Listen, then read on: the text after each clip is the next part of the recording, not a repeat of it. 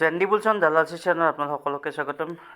Friends, আজি Nifty 50 লগতে সকলোবোৰ ষ্টক যিদৰে ডাউন গৈছে আপোনালোকৰ হয়তো এতিয়া নিশ্চয় মনত শংকা হৈছে আৰু এতিয়া নিশ্চয় আপোনালোকৰ মনত প্ৰশ্ন হৈছে যে এতিয়া কি কৰা যায়।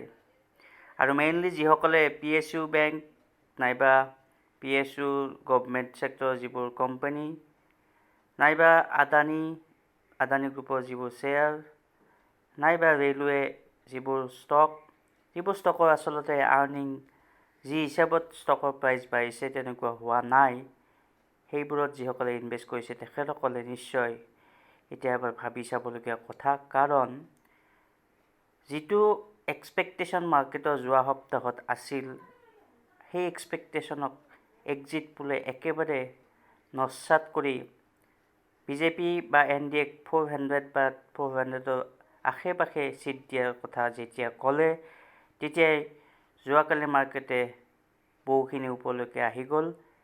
আৰু তাৰ আগতো দুদিনমান আগতেই মাৰ্কেটে অল টাইম হাই লগাই তাৰ পৰা আজি যিহেতু এটা সময়ত 8% ডাউন গৈছিল আৰু তাৰপিছত ৰিকভাৰী হৈ 6% ওচৰে পাজৰে নিফটি ক্লজিং হৈছে। এটা কথাটো হ'ল, আমি আপোনালোক ৰাতিপুৱা কৈছিলোঁ, যিসকলে আমাৰ গ্ৰুপত আছে, হোৱাটছআপ গ্ৰুপত আপোনালোকে চাব পাৰে, যে আমি কৈছিলোঁ যে বিজেপিয়ে যদি ভবাৰ নিচিনাকৈ আপোনালোকে চাব পাৰে, at any case if NDA get near 300 plus only, Nifty will crash minimum 5% from yesterday's level. গতিকে আজি সেইটোৱে হ'ল 5 point something ক্ৰেছ হৈছে আৰু সেইটো আমি মাৰ্কেট খোলাৰ আগতেই আপোনালোকক কৈছিলোঁ। গতিকে কথাটো সেইটো ডাঙৰ কথা নহয়, আমি কি কৈছিলোঁ। কিন্তু মাৰ্কেটে যিহেতু এতিয়া এনেকুৱা ষ্টেজত গ'ল যে নিফটি 5% ক্ল'জ হৈ এতিয়া 21,000ৰ লেভেলত আহি গ'ল, যিটো মাৰ্কেট 24,000 যোৱাৰ কথা আছিল। এতিয়া তাৰ পৰা কাৰেকশ্যন হৈ 21,000ৰ আছে, ওচৰৰ পাজৰে আহিল। এতিয়া কি হ'ব আপোনালোকৰ মনত নিশ্চয় ডাউট হৈছে। আৰু আপোনালোকে অহা দিনত, অহাকালি বা তাৰ পিছত বা তাৰ নেক্সট উইকত কি কৰিব এতিয়া হয়তো ডিচাইড কৰিব পৰা নাই। আৰু যিসকলে PSUত সোমাই থৈছে তেখেতসকলৰ কাৰণেতো ভয়ংকৰ কথা হ'ব। কাৰণ আমি মাৰ্কেটত আছোঁ 5-6 বছৰৰ পৰা। আমি জানো যিবোৰ কোম্পানীৰ কোনো আৰ্নিং নাথাকে, ফলছ যিবোৰে ব্ৰেকআউট দিয়ে, সেইবোৰ কোম্পানী ডেফিনেটলি কাৰেকশ্যন হ'বই। গতিকে কাৰেকশ্যন হৈ কিমানলৈকে যাব পাৰে, আমি এই ভিডিঅ'টোত আপোনালোকক কিছু তাৰ আভাস দিবলৈ যত্ন কৰিছোঁ। আজি এতিয়ালৈকে NDAৰ 290 আৰু ইণ্ডিয়া এয়াৰলাইন্সৰ 234, তাৰমানে আৰু অকল বিজেপিয়ে পাইছে 239-40 এতিয়ালৈকে, গতিকে 39। গতিকে 239 বা 40 পাই মেজৰিটি অকল বিজেপিয়ে পোৱা নাই। গতিকে তাত বেলেগ যি দুটা পাৰ্টি, ডাঙৰ পাৰ্টি কণ্ট্ৰিবিউশ্যন আছে NDAত, সেই দুটাই বিজেপিৰ লগত থাকিব লাগিব। তাৰ মানে এইটো কথা হ'ল যে অহাকালি বা এই যিকেইদিন এইটো উইকৰ মাৰ্কেট খোলা থাকিব, তেতিয়া এটা মানুহৰ মাজত ভয় থাকিবই যে কি হ'ব কি নহয়, সেনেকুৱা স্থিতিত মাৰ্কেট এতিয়া আছে। মাৰ্কেট আছে, লগতে সকলো মানুহেই আছে যে কোনে গভৰ্ণমেণ্ট বনাব। যদিও NDA বনোৱাৰ চান্সেই বেছি আছে, তথাপিতো এটা ডাউট ক্ৰিয়েট কিন্তু হৈছে মানুহৰ মনত। কাৰণ ইণ্ডিয়া যিটো এয়াৰলাইন্স, তেখেতসকলেও কৈছে যে আমি মিটিং কৰিম, আমিও ট্ৰাই কৰিম। গতিকে যদি সেনেকুৱাই হয়, তেতিয়াহ'লে মাৰ্কেটত কোনো ডাইৰেকশ্যন এতিয়াও ক্লিয়াৰ নহয় যে গভৰ্ণমেণ্ট কোনে বনাব। আৰু এইটোৱে যদি হয়, তেতিয়াহ'লে মাৰ্কেট ক'লৈকে যাব। তেতিয়াহ'লে আপোনালোকে এতিয়া নতুনকৈ ইনভেষ্টমেণ্ট কৰিব নেকি, যে অলৰেডি কাৰেকশ্যন হ'ল, আমি এতিয়া সোমাই যাওঁ। যিসকলে ৰৈ আছেই, তেখেতসকলে নতুনকৈ এণ্ট্ৰি লৈ আকৌ ফাঁচিব নেকি? আৰু যিসকলে অলৰেডি ওপৰত কিনি থৈছে, তেখেতসকলে কি কৰিব? আৰু যিসকলে অলৰেডি ভাল ষ্টকত কিনি থৈছে, যিবোৰ আৰ্নিং আপোনালোকে চাব পাৰে, যে যেতিয়া মোদী পাৰ্লিয়ামেণ্টত আপোনালোকে চাব 27 নৱেম্বৰ 2023, এই নিউজটো আপোনালোকে চাওক যে মোদীয়ে এদিন এটা ভাষণত কৈছিল কিবা PSU ছেক্টৰৰ বিষয়ে। তাৰ পিছতে মাৰ্কেটে যি স্পীড ল'লে ওপৰলৈকে গৈয়ে থাকিল। আৰু তেতিয়া নিফটি আছিল 19,000ৰ ওচৰে পাজৰে।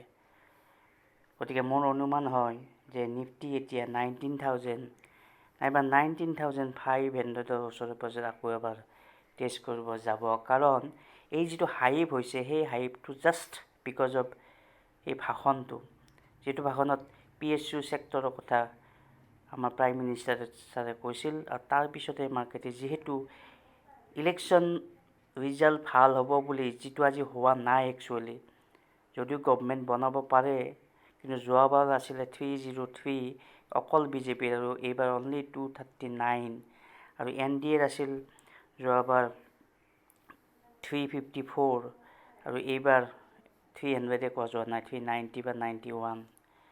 গতিকে বহুত ডিফাৰেঞ্চ এটা আছে। তাৰমানে যিটো ৰেলী ইলেকশ্যনৰ কাৰণে হৈছিল সেইখিনি ৰেলী অভিয়াছলি তললৈকে যাব লাগে এজ পাৰ মাই এক্সপিৰিয়েঞ্চ। মাৰ্কেটত যিহেতু যিহৰ কাৰণে মাৰ্কেট উঠে সেই কাৰণটো নহ'লে সিমানলৈকে আহে, আৰু তাৰ তলতো হয়তো যাব পাৰে যদি মাৰ্কেটে একো ভাল খবৰ নাপায়। কিন্তু এইখিনিতে এটা কথা কওঁ যে ফেড আৰু RBIৰ যিটো ইণ্টাৰেষ্ট ৰেট বঢ়াই থৈছে তেখেতসকলে, সেইটো এতিয়া লাহে লাহে কমাবৰ হ'ল।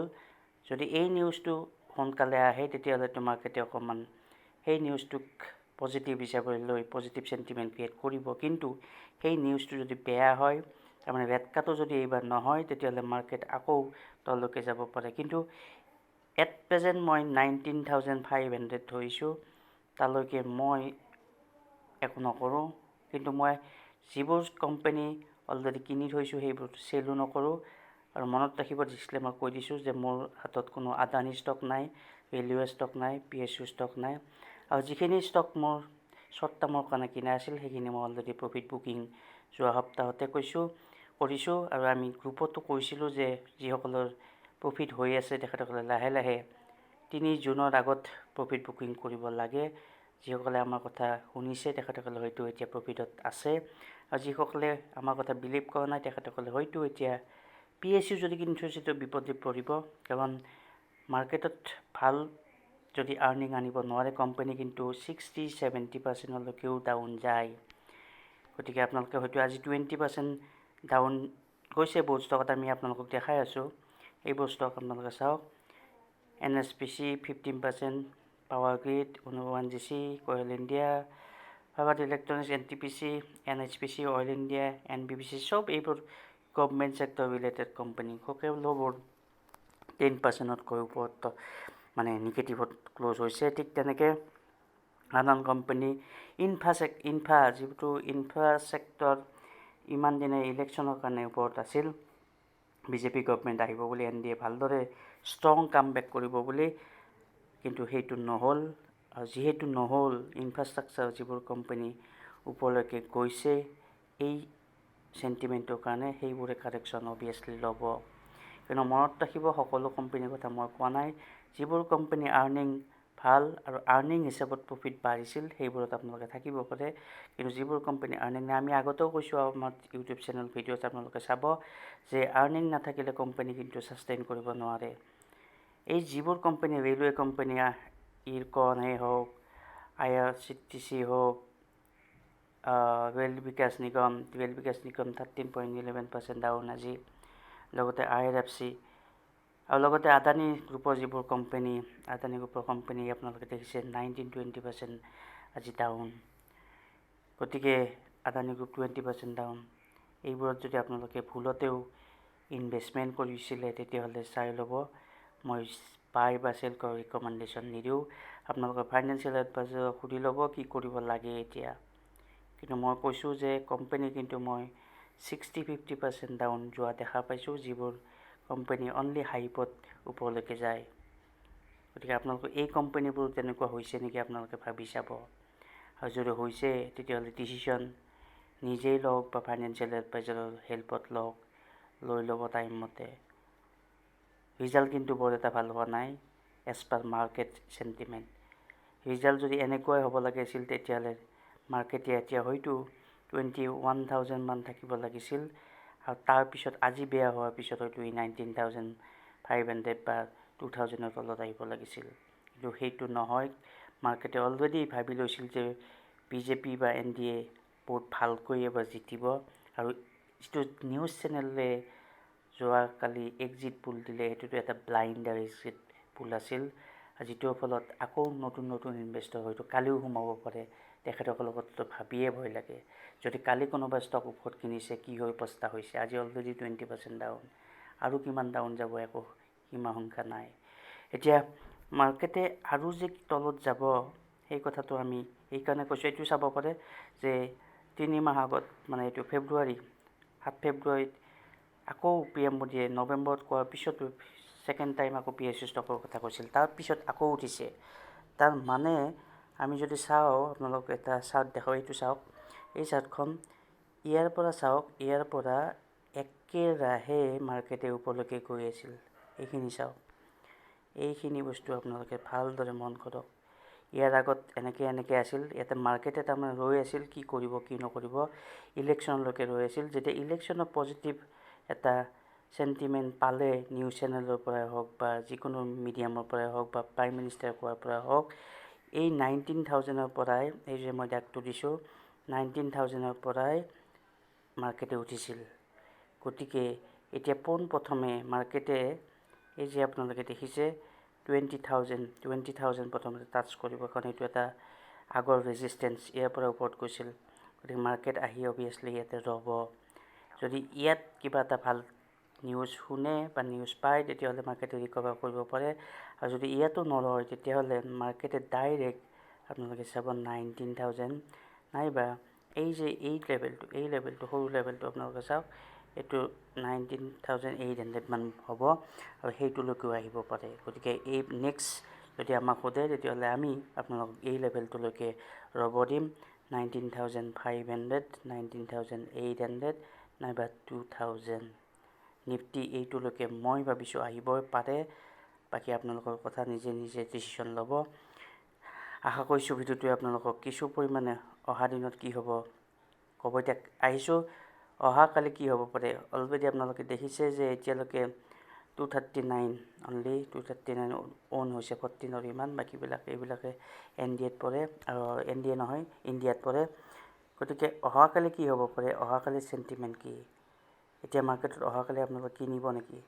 মই ভাবিছোঁ আজি আপোনালোকে যে দেখিছে, এটা মই চাৰ্ট দেখাওঁ আপোনালোকক, এই যে দেখিছে, এইটো ভি শেপ ৰিকভাৰী টাইপ হৈছে। এইটো কিয় হৈছে, আমি আপোনালোকক কেইদিনমান আগতে কৈছিলোঁ, 3-4 দিনমান আগতে, যে FI 87% শ্বৰ্ট কৰি থৈছে মাৰ্কেটক, ইণ্ডেক্সত। আৰু তেখেতসকলে কোনোবা কৈছিল যে এক্সিট পুলৰ দিনা তেখেতসকলে ওলাব, কিন্তু ওলোৱা নাই তেখেতসকলে। আজি কিন্তু মোৰ অনুমান হয়, এতিয়ালৈকে মই FI DI ডাটা চোৱা নাই, কিন্তু মোৰ অনুমান হয় ইয়াৰ পৰা তেখেতসকলে শ্বৰ্ট কভাৰ কৰিছে। তাৰমানে আগতে চেল কৰি থৈছিল, এতিয়া বাই কৰিছে, তাৰ ফলত এইখিনি ওপৰলৈকে গৈছিল। তাৰ আগত কিন্তু ইয়াতে যদি চাই আপোনালোকে, নিফটি 8% ডাউন দেখা পাব। তাৰমানে ইয়াৰ পৰা 8%ৰ পৰা 6% ৰিকভাৰী, তাৰমানে 3% আকৌ কাইলৈকে প্ৰথমতেই গেপ আপ হোৱা যেন অনুমান হৈছে মোৰ। অহাকাইলৈ মাৰ্কেটে 3% গেপ আপ নহয়, গেপ ডাউন খুলিব। কাৰণ 8ৰ পৰা মই এইখিনি কেলকুলেশ্যন কৰিছোঁ, আজি 8লৈকে যোৱাৰ পিছত যিহেতু ইয়াতে FI শ্বৰ্ট কভাৰ কৰিছে, তাৰমানে বাই কৰাৰ ফলত এইখিনি উঠি আহিছে। এইখিনি একচুৱেলি নতুন বায়াৰ নহয়, 2-এটা নতুন বায়াৰ থাকিব পাৰে, কিন্তু মেক্সিমাম হয়তো FI ইয়াতে শ্বৰ্ট কভাৰ কৰিছে। কিন্তু 87% শ্বৰ্ট কভাৰ কৰা নাই, তেখেতসকলৰ হাতত এতিয়াও আছে শ্বৰ্ট মাল। গতিকে আকৌ যেতিয়া শ্বৰ্ট আকৌ কভাৰ কৰিব, তেতিয়া হয়তো আকৌ ফল্ছ ব্ৰেকআউট দিব পাৰে, কিন্তু তাত আপোনালোকে ফাঁচিলে বেয়া কথা হ'ব। আপোনালোকে নাভাবিব যে মাৰ্কেট কিবা কাৰণ যদি অকণমান ওপৰত যায় যে মাৰ্কেট ৰিকভাৰী ষ্টাৰ্ট হ'ল নেকি। আচলতে ৰিকভাৰী সেইটো নহ'ব। যেতিয়ালৈকে FI শ্বৰ্টৰ ডাটা আপোনালোকে ফুল ক্লিয়াৰলি নাজানে, যেতিয়ালৈকে শ্বৰ্ট কভাৰ নকৰে, তেতিয়ালৈকে মাৰ্কেটে ফল্ছ ব্ৰেকআউট দিব পাৰে। গতিকে সেইটো সাৱধান। গতিকে মাৰ্কেটত এণ্ট্ৰি লোৱাৰ আগতে আপোনালোকে অকণমান বেছি ডিপ ষ্টাডি কৰি ল'ব, তাৰপিছতে এণ্ট্ৰি ল'ব। এতিয়া অহাকালি অভিয়াছলি মই ভাবিছোঁ 3% গেপ ডাউন অপেনিং হ'ব, আৰু তাৰপিছত হয়তো তলতেই কনচলিডেট কৰিব পাৰে, ওপৰলৈকে হয়তো মাৰ্কেট নাযাব। কিন্তু মাজতে যদি কোনোবাই FI বুক কৰাৰ পিছত কভাৰ কৰাৰ পিছত ভাবে ওপৰলৈকে যায়, তেতিয়াহ'লে তাত বায়াৰ সোমাই ফল্ছ ব্ৰেকআউট কিছু দিব পাৰে, কিন্তু তাৰপিছত আকৌ মাৰ্কেটে তললৈকে যাব। আৰু বাজেটৰ আশে-পাশে মাৰ্কেটে কিছু পৰিমাণে এটা ৰিকভাৰ কৰা ষ্টাৰ্ট কৰে যদিও, কিন্তু আকৌ বাজেটৰ পিছত মাৰ্কেটে হয়তো বাজেটৰ পিছতেই হওক বা আগতে হওক 19,500 এবাৰ ক্ৰছ কৰিব ট্ৰাই কৰিব। মোৰ এনেকুৱা অনুমান হৈছে। গতিকে আশা কৰিছোঁ এই গোটেই এনালাইচিছটো আপোনালোকক কামত দিব। আৰু যদি আপোনালোকে কিবা ক'ব বিচাৰে তেতিয়াহ'লে আমাক কমেণ্ট ছেকশ্যনত জনাওক। আমি আপোনালোকৰ কমেণ্টৰ এনচাৰ নিশ্চয় দিবলৈ যত্ন কৰিম। আৰু আপোনালোকৰ ফিলিং আৰু মোৰ ফিলিং হয়তো নিমিলিব পাৰে বা মোৰ অনুমান নহ'ব পাৰে, তাৰ বাবে মই আগতেই ক্ষমা ভিক্ষা মাগিছোঁ। আৰু আশা কৰিছোঁ আপোনালোকৰ হয়তো বহুত বেছি লছ হোৱা নাই। এইখিনিতে শেষত এটা কথা কৈছোঁ যে PSU বা ৰেলৱে বা যিয়ে ফল্ছ একচুৱেলি প্ৰাইজ ওপৰলৈকে লৈ গৈছিল, সেইবোৰত আপোনালোকে আকৌ এবাৰ ভাবি চিন্তি চাওক। পিছত নক'ব যে আমি আপোনালোকক সকিয়নি দিয়া নাছিলোঁ, সকিয়নি দিছোঁ। গতিকে প্ৰফিটত যদি এতিয়াও আছে তাত এবাৰ ভাবি চাওক, দুবাৰ ভাবক বা ফাইনেন্সিয়েল এডভাইজাৰৰ লগত ডিছকাছ কৰক। গতিকে আজিলৈ ইমানেই। আকৌ পৰৱৰ্তী ভিডিঅ'ত আপোনালোকৰ মাজলৈকে আহিম। ধন্যবাদ।